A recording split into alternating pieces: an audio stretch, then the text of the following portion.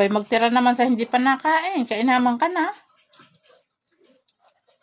Kanya pat nakikita mong marami, ikaw ka ng kuha. Sinalaan naman ito. Sino ba hindi nakain?